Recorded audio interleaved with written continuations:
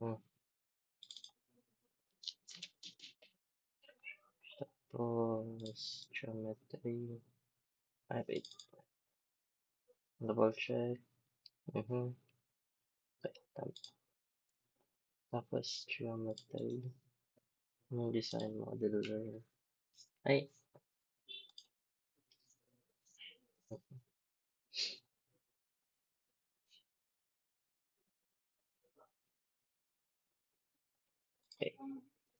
Tapos, XY plane.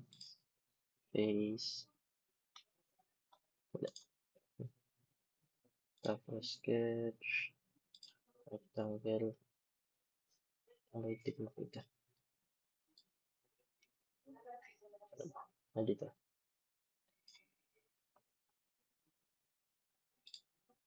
Origin. Hmm. Dapat 0, 0.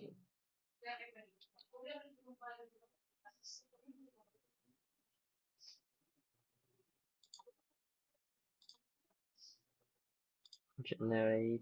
Tapos, dimension. Semi-automatic.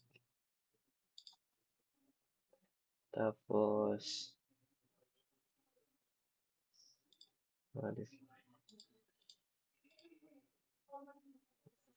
dapat 1 meter. 1 meter. Ganun. Tapos, extrude. Apply. Yung depth is 0.5 meters. Kasi 500 centimeter lang. So, 1 to 10. Tapos, since number 10 ako, 0.5 meters na. Generate. Tapos, i-check kung nalagyan na ng width. Tapos, balik sa project. Ito.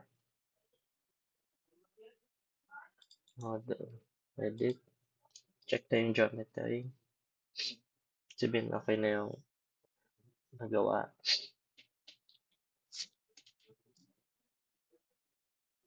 Okay.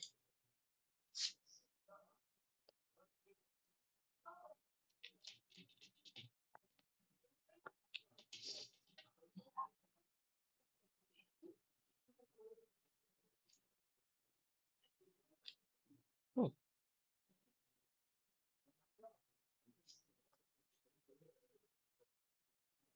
Ito.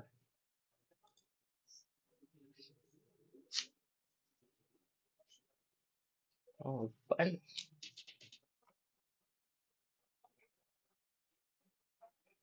Yan.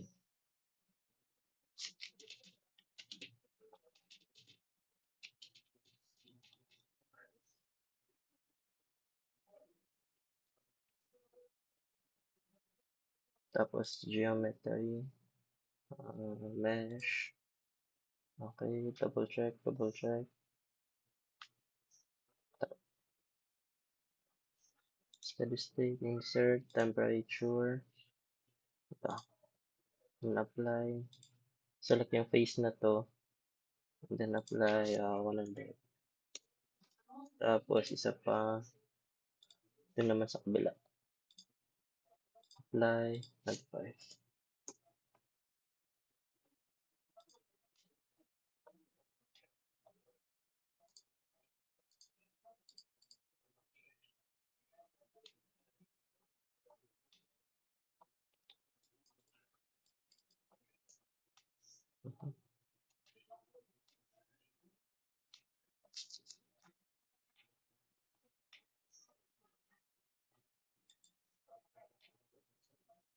Tama.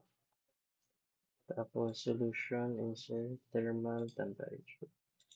Insert, thermal, total heat flux, temperature, so, tapos hintay-hintay lang.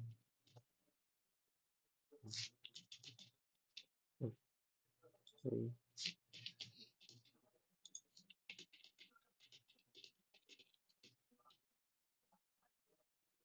Tapos ito yung progress bar habang sinasabi. Okay na. Tapos play para makita yung pagbabago ng temperature. Yan. Stop. Total heat flux. So,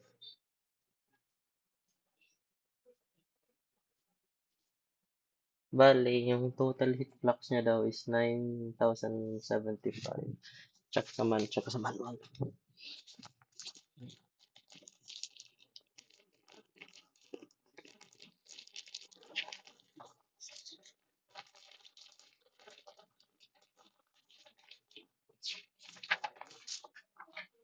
So, tama. Yung heat flux saka yung Q, yung Q over A saka yung Q is 9,075.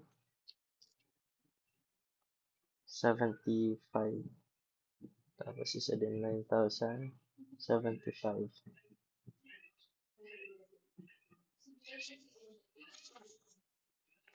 Hindi ko alam bakit may mga ganyan-ganyan sa camera.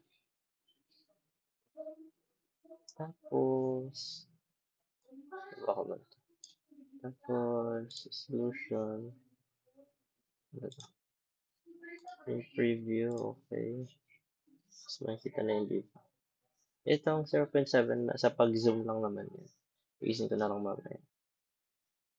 Tapos yung total heat flux, ganun din. Sa pag-zoom din yan. Iisin ko na lang. Tapos, report preview, okay. Makikita na yun dito. Okay, sa pag-zoom na lang ba? Okay. Okay. Wait. Check ko kung mabag. Zoom kong konti. Tapos, print preview. Diba? Nabago. So, 0.5 na. Sa pangit. So, baka ay 0.6 ko na lang tas yung sa total heat flux ang 0.5 kasi mas okay yung pagka-zoom. Pero sa pagkaka-zoom lang naman siya.